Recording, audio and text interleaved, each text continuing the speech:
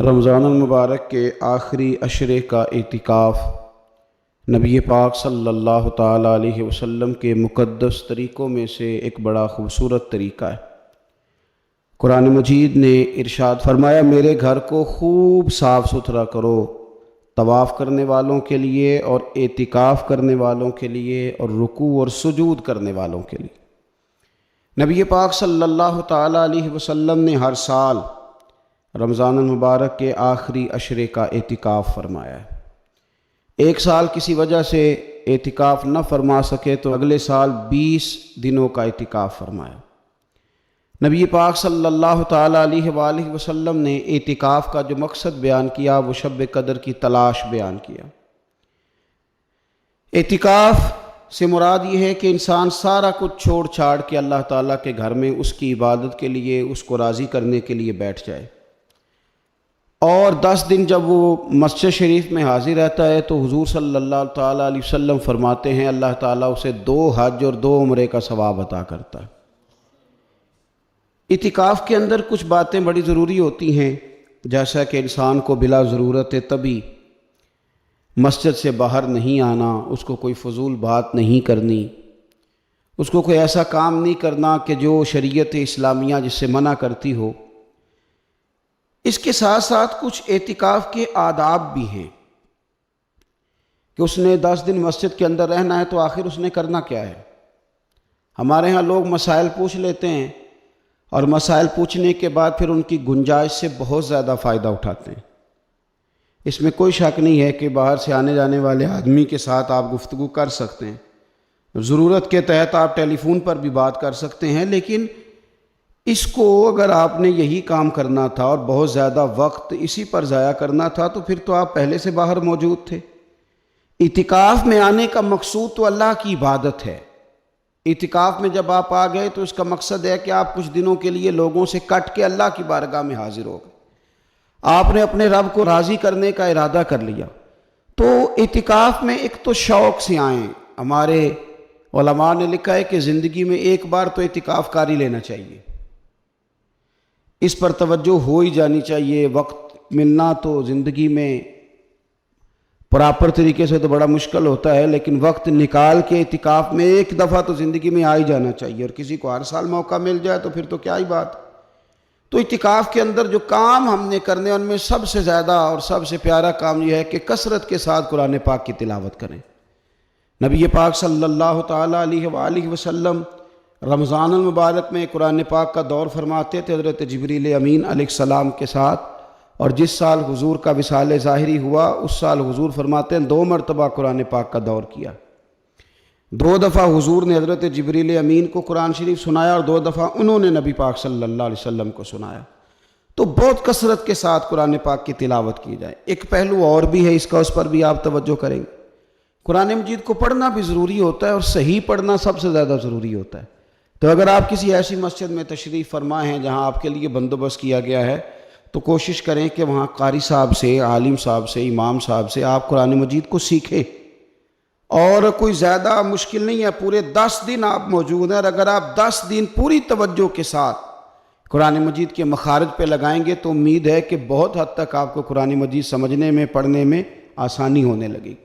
دوسرا، اعتکاف میں جب آپ موجود ہیں تو آپ کو کوشش کرنی ہے کہ آپ محاسبہ نفس پر توجہ دیں، آپ اپنے اوپر غور کریں، زندگی میں کون سی ایسی غلطیاں ہیں جو جان نہیں چھوڑ رہی، ان کی کس طرح کر کے اصلاح کی جا سکتی ہے، کون سے ایسے کام ہیں جو میں کرتا ہوں تو اس غلطی میں زیادہ مبتلا ہو جاتا ہوں، اور کون سی ایسے کام ہیں، کون سی ایسی جگہ ہیں جہاں میں جاتا ہوں تو میرا ان غلطیوں سے نکلنے میں مجھے وہ جگہیں اور وہ کام مددگار ہوتے ہیں۔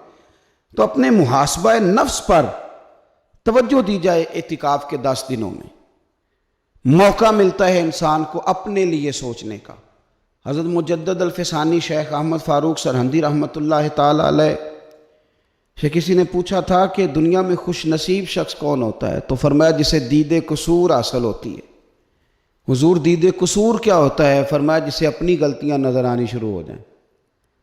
جب اللہ تعالیٰ کسی کے ساتھ بھلائی کا ارادہ کرتا ہے تو اس کی کمزوریاں، اس کی غلطیاں اس کے سامنے لاتا ہے تاکہ اسے اصلاح کا موقع ملے، اور جب ایسا نہیں ہوتا تو پھر تو لوگ جب غلطی مانیں گے ہی نہیں تو اصلاح کیسے ہوگی؟ تو اعتکاف کے 10 دنوں میں محاسبہ نفس پر خاص توجہ دیں، اپنی زندگی میں اپنا حساب کریں، اپنا حساب۔ اور جناب عمر فاروق رضی اللہ تعالیٰ عنہ کی وہ روایت ہمیں بتاتی ہے کہ حساب کر لو اس سے پہلے کہ تمہارا حساب کیا جائے۔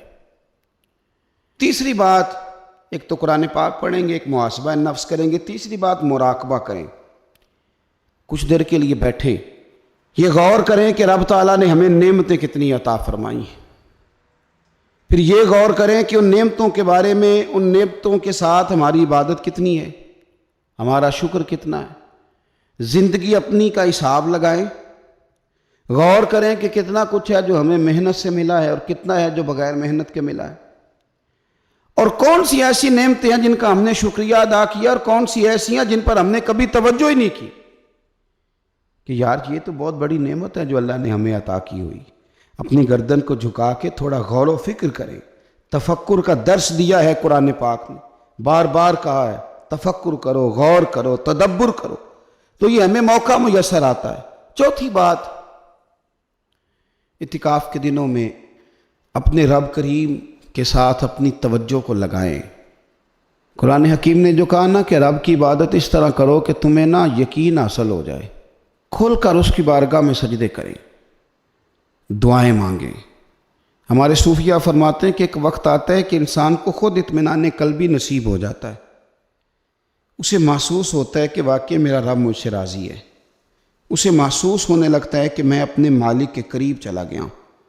وہ اس کثرت سے نفل پڑھتا ہے، اس ذوق کے ساتھ وہ اس کی بارگاہ میں دعائیں کرتا ہے، اس شوق کے ساتھ وہ تلاوت کرتا ہے، خود محسوس کرنے لگتا ہے کہ اب میرا دل لگنے لگ گیا ہے، اب میں دعا مانگتا ہوں تو مجھے لگتا ہے کہ قبولیت میری دعاؤں کے قریب آنے لگی ہے۔ اللہ نے ہمیں یہ موقع دیا ہے کہ ہم خوب اس پر توجہ کریں۔ پانچویں بات اعتکاف والوں کی خدمت میں یہ عرض کرنی ہے کہ پورے 10 دن ہمارے پاس موجود ہوں گے اور ہم نے مسجد میں ہونا ہے، تو کیوں نہ ایسا کریں کہ از اول تا آخر، صبح سے شام تک ہم ہر وہی کام اسی طریقے سے کرنے کی کوشش کریں جو طریقہ ہمیں رسول پاک نے عطا فرمایا۔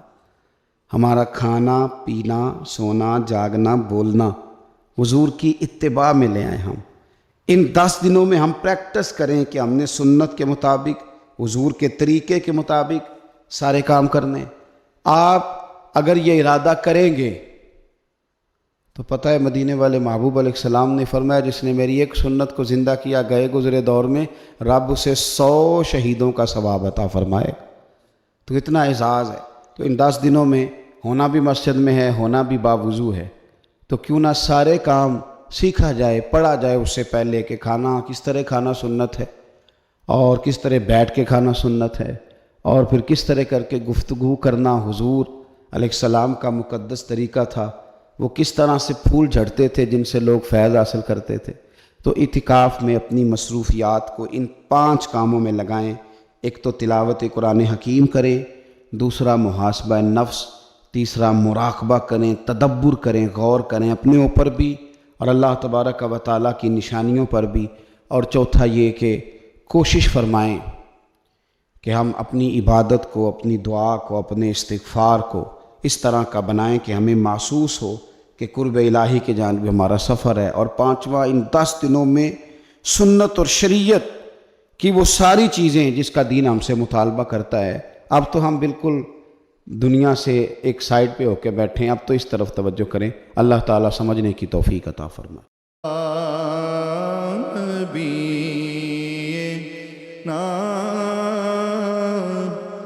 صلی علی محمد،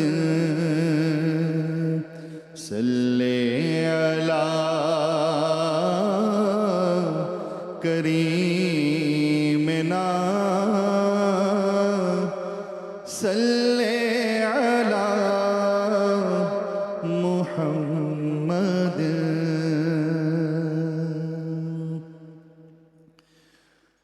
خوشبو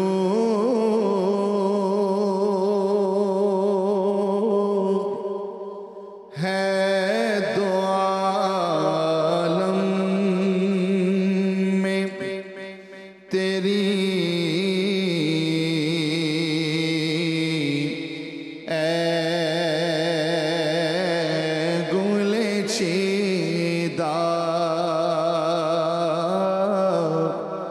خوشبو ہے دو عالم میں تیری اے گل چیدہ کس منہ سے بیان ہو تیرے اوصاف حمیدہ تجھ سا کوئی آیا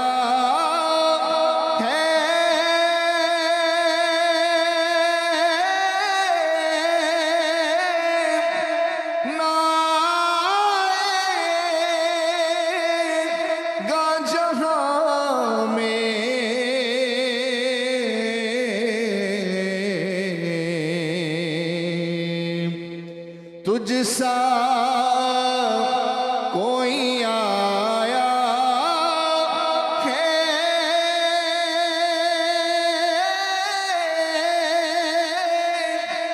نہ آئے گا جہاں میں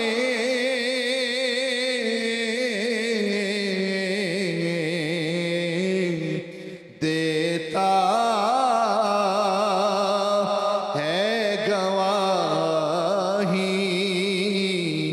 یہی عالم کا جریدہ دیتا ہے گواہی یہی عالم کا جریدہ اور اے رحمت عالم تیری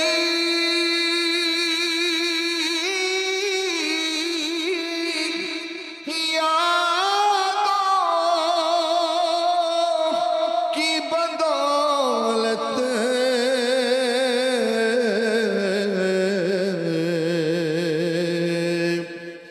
اے رحمت عالم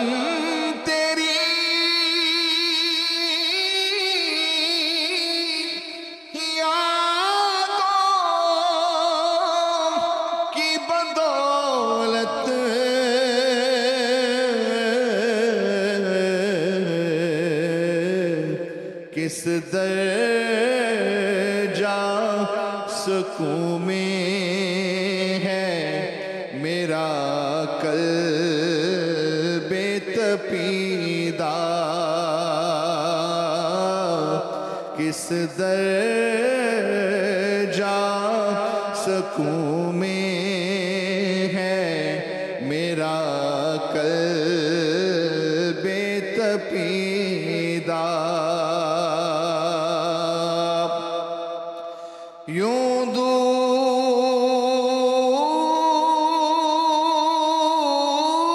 دور ہوں طائب میں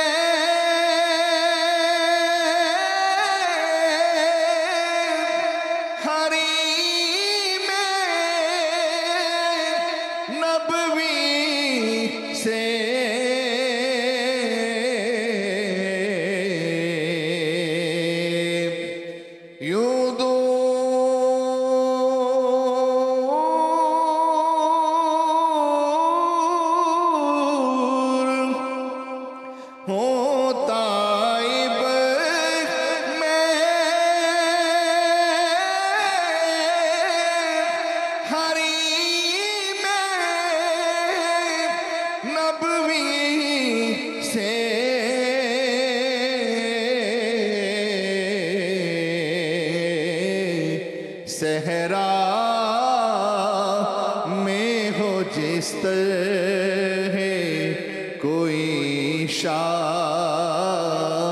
بریدہ خوشبو